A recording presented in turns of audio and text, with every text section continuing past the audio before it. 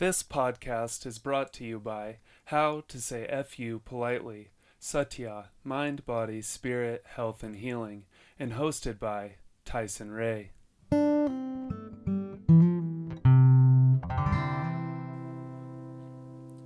Saving your own life is not always going to feel good.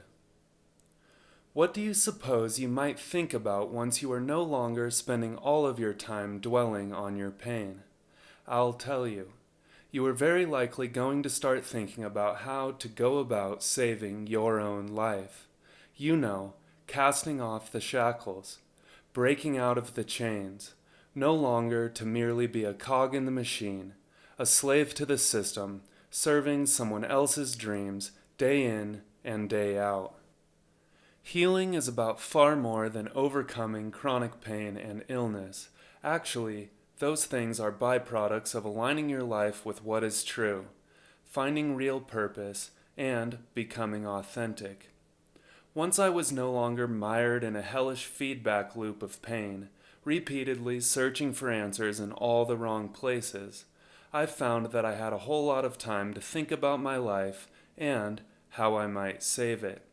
Between chronic pain and a socially acceptable drinking obsession, I was pretty well distracted at all times. You add in women, TV, a phone, Amazon, legalized marijuana, and internet porn, and you are left with very little time for any life-saving to occur. As the dominoes began to fall, and the number of things I could successfully use to distract myself steadily dwindled, saving my own life became priority numero uno. I realized that I was done being the servant of a crooked system and the victim of my own emotional addictions. Anyone who has had their world shattered and embarked on such a journey knows that this is no small undertaking. To be honest, it is downright terrifying at times. It requires strength, courage, and the enduring of seemingly endless amounts of pain. Yes, this is a painful process. The reasons for which I intend to thoroughly express within the contents of this podcast. For what may be the first time in history, we have both the mystical and spiritual explanation for this, as well as the scientific. As someone who would prefer not to experience pain and suffering without some sort of purpose, and who seeks out answers like a junkie seeks out their next hit, I have been able to reach some relative conclusions that have allowed me to drastically alter my perspective on the pain I experience. This perspective shift makes the pain at very least bearable, and at very most rewarding. Having an understanding of why the pain has made all the difference.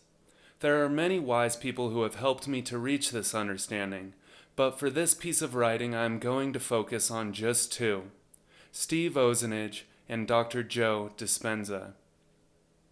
There are two primary facets that I will focus on in order to help you understand why increased pain and symptoms will likely present themselves as you work to save your own life. One is the increased arising of fear and other fear-based emotions, such as shame, guilt, grief, apathy, and anger, and our deep-seated inner resistance to simply allowing this process to unfold naturally, as it will. And two is the physical withdrawal from emotional addictions as we begin transcending them. I will mention this now and repeat it towards the end of this writing because it is so crucial to keep in mind. The increase in pain and other unpleasant symptoms is temporary, provided you don't immediately go running off to the nearest Doc in the Box or, worse yet, Google it. Be advised, pain may worsen during various healing stages, for no obvious reason. As the emotion rises to the surface, and it will if you're healing, the pain must increase in order to prevent the expression or recognition of the unwanted. Steve Ozenage. The unwanted is what has widely become known as the shadow, a term that was elegantly fashioned by the great Carl Jung and is an important term to have in your healing repertoire. These are the aspects of ourselves that we would rather pretend didn't exist, and are the cause of much pain and misery, if they are allowed to go unexposed to the light. The aforementioned quote, penned by the author Steve Ozenage within the pages of his book, The Great Pain Deception, have been a source of solace in countless moments in which I have felt completely overwhelmed with pain. They come to me at times when I find myself flabbergasted at the ominous return and escalation of pain I feel I should have left in the dust long ago. These words encourage me to keep pushing forwards and stay the course, when fear and self-doubt threaten to envelop me in their all-consuming darkness. They remind me that pain can increase with the rising tides of change. Why, you might ask? As you progress in your healing, you will necessarily be exposing, as well as confronting, vast amounts of fear in its variety of forms. Emotions held within, that you have likely been unaware of for years, are going to begin attempting to make themselves known. One of the key components within the concept of TMS is that pain serves as a distraction from overwhelming emotions. As you take your attention off of your physical pain and symptoms, emotions, and their accompanying thoughts are going to begin rising to the surface more and more often. As this happens, the brain will desperately seek to create more and more alarming symptoms to distract you with. As Dr. Sarno once pointed out, TMS symptoms basically serve as an emotional barometer. When we are undergoing especially difficult times, our brain, or ego, resistance, small self, or whatever name works best within your understanding, is capable of creating new symptoms in attempts to redirect our attention to the body. This shifting of symptoms is something that Dr. Sarno had observed and labeled the symptom imperative, aka something demanding immediate attention. It should be noted that if we are privy to the way this can occur with bodily symptoms, it can easily shift to other non-physical addictive and compulsive behaviors. Substance addiction and obsessing over various things are just two of the many that I have frequently observed within myself and others. In addition to this nifty little deception created by either our brain, unconscious mind, or just ourselves, depending on where you are observing from, when we are in the midst of one of these periods of intense transition, or what could be referred to as a time of intense awakening in which much shadow work is being done, our autonomic nervous systems are routinely and easily knocked out of balance. This, in and of itself, can create all sorts of strangeness within the body, as the autonomic nervous system controls basically everything. As we come to recognize troubling aspects of our lives that we were previously unwilling or unable to see, we feel less and less inclined to just sit back and be passive bystanders. We are compelled to express ourselves and act upon what we feel to be true. This is when the unconscious mind and body attempts to deter us. This is one of those things that is best learned through direct experience, but examples can provide a starting point for this sort of awareness to take root and grow. When I reached the difficult conclusion that it would indeed be necessary to resign from my job playing the role of a social worker within the local school system, vast amounts of shame, guilt, anger, and fear were stirred from their depths deep within me. This decision would invoke massive fear, greatly challenging my reliance on a certain degree of financial security. It would also make me the subject of unwanted criticism and outside judgment. Beyond that, it would trigger the release of an enormous amount of shame and guilt, based upon my unconscious assumption that this was the equivalent of abandoning my coworkers, and, more importantly, the adolescents I worked with. Only later on would I also come to see that not only had I felt I was abandoning the people I worked side by side with, but that they were abandoning me. I no longer felt to be any part of this particular tribe, a tribe that had been so important to me during the previous years. These are the sorts of insights you stumble upon when you begin the process of understanding the origins of your own trauma and subsequent pain. With this insight, I have begun to realize that we have a deep need to belong to something greater than ourselves. Our challenge is in finding something to which we can belong that allows our honor and integrity to remain intact. One by one, I had intense and difficult conversations with the coworkers and students I had come to be so close with over the last 7 years. I was making myself vulnerable in a manner that was unprecedented up until this most recent period of my life. I remember thinking, get ready, because your body is going to fight you the whole way. There was one conversation that I was particularly ambivalent about having. Gracie is a very special little girl, underdeveloped for her 17 years spent on this earth, but intelligent and capable of levels of understanding few adults I have met are. She and I had spent the last 3.5 years wearing on each other's nerves, wrestling with the difficult questions, having heart-to-heart conversations, and attempting to strike the ever-elusive balance between freedom and responsibility.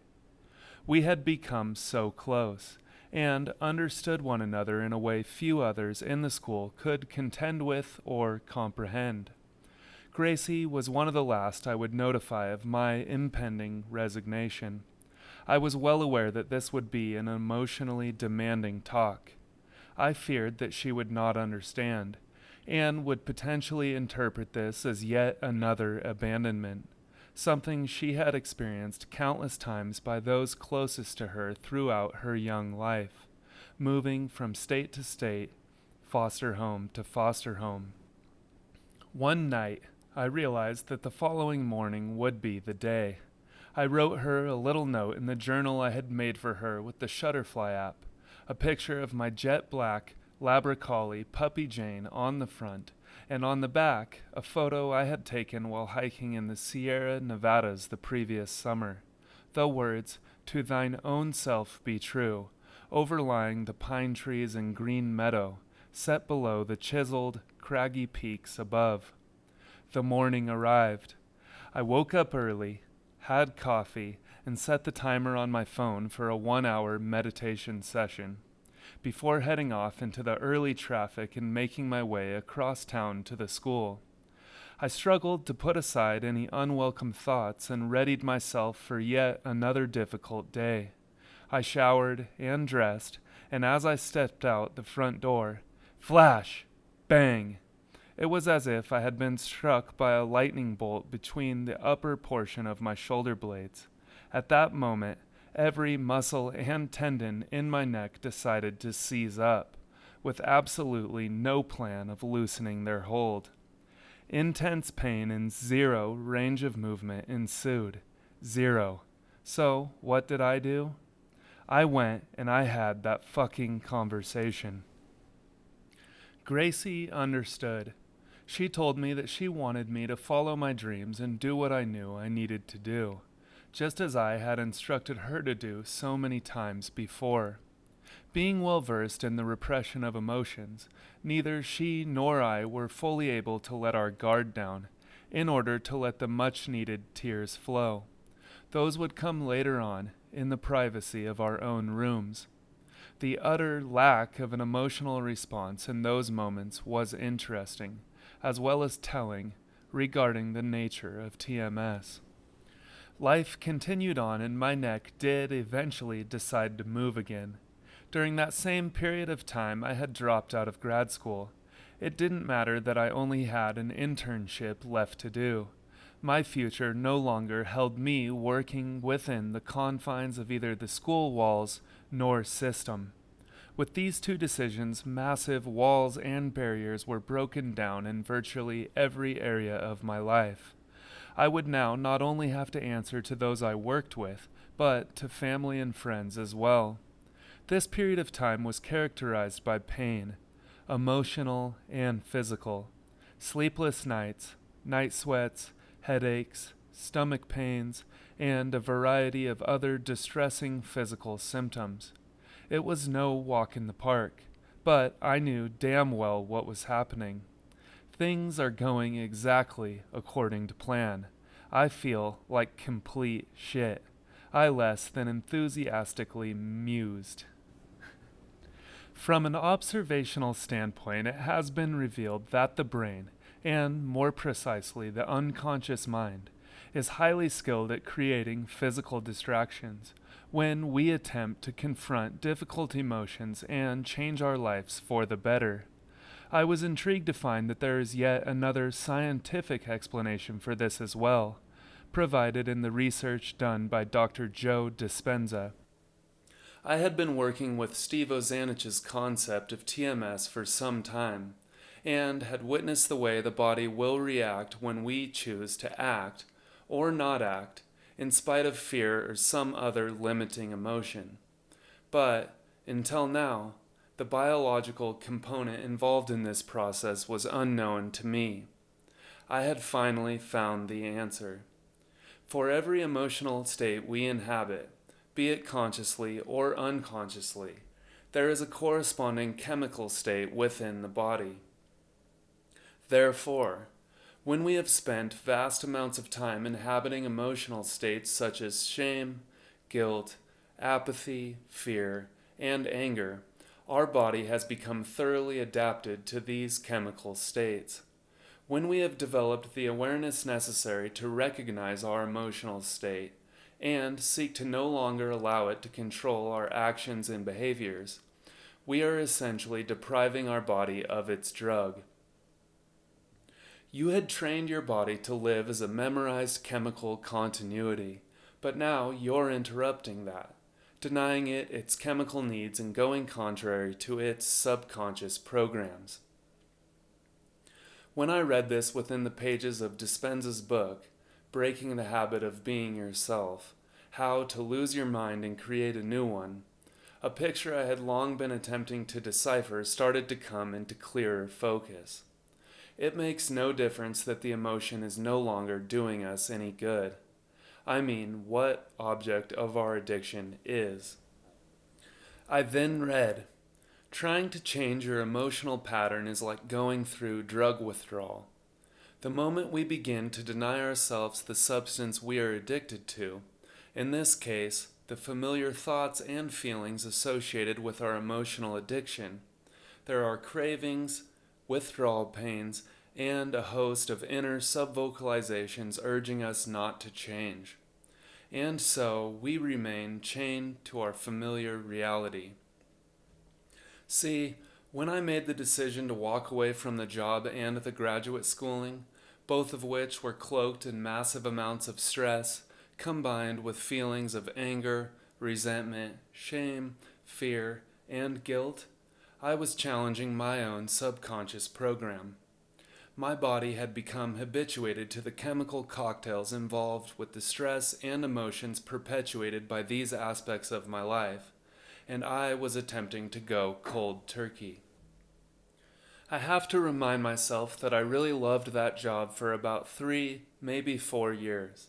It was just the sort of thing I needed during that period of life, and I learned an incredible amount. I was able to spend time helping kids psychologically and emotionally, and as an added perk, when my attention was not necessitated, was able to read and write voluminously while on the clock. Even in those final years, there remained aspects of the work and school environment that I both enjoyed and found rewarding. There were friends, faces, and personalities that I will never forget, making my leave-taking all the more heart-wrenching. Much of the time I feel completely numb when I try to think about it, and not only the job, but the graduate schooling as well.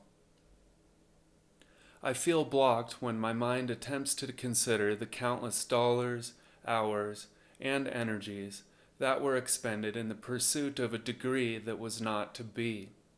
It will likely be one of those things I will not be able to fully understand for years, but for now, just getting it out on paper brings a small sense of peace. Who knows? Maybe it wasn't a waste at all. Just writing this out, I can feel the emotions beginning to stir, waiting for the opportune moment to break through. Time to surrender again. But in those final years, guilt, shame, anger, and fear were the primary forces keeping me chained to that job. Little did I know that within both of these circumstances I was also coming face to face with the trauma I had experienced throughout my career as a young student. See karma. I wouldn't become fully aware of this until the end, but it is true nonetheless. Once I had my eyes wide open to the level of bureaucratic bullshit existing in what should have been a beautiful learning environment, there was no shutting them. Ignorance was bliss until it wasn't. When I finally decided to take the leap, there was a heavy emotional toll to be paid. As someone who has experienced legitimate drug withdrawals several times in their life, I can tell you that the withdrawal from emotional addictions is every bit as fierce. It is strikingly similar to an intense opiate withdrawal, something I was very much aware of while I was experiencing it. But, as with any withdrawal, you have the benefit of knowing that it will end. I was actually astonished by the truth of this. Who would have ever thought? Withdrawals from the chemicals created within your own body. If a person can stay strong through these times, the reward is a feeling of relief and lightness when it comes to its conclusion. We feel renewed, with a sense of hope and optimism. Each time we undergo such an experience, we emerge less burdened by negative emotions, allowing us more freedom to navigate our lives how we choose. Simply put, most of us are addicted to the problems and conditions of our lives that produce stress. Dr. Joe Dispenza, Breaking the Habit of Being Yourself. Now, just imagine how differently the above situation could have played out had I not had the awareness, knowledge, and understanding discussed in this writing. What if I had had the belief that everything I physically experience has only physical origins, and therefore has no connection to what I am experiencing internally, on a psychological, emotional, and spiritual level? In our current age, where every imaginable symptom is offhandedly attributed to whatever diagnosis happens to currently be in vogue, God only knows what sort of dire prognosis I would have been flippantly handed by a medical professional. This is where you begin to see how profoundly life-altering learning about the mind-body connection can be. Having this understanding deprives the physical condition of its ability to cause unwarranted fear. We now know that it is only temporary, and can allow it and surrender, conscious of the fact that it is on its way out anyways.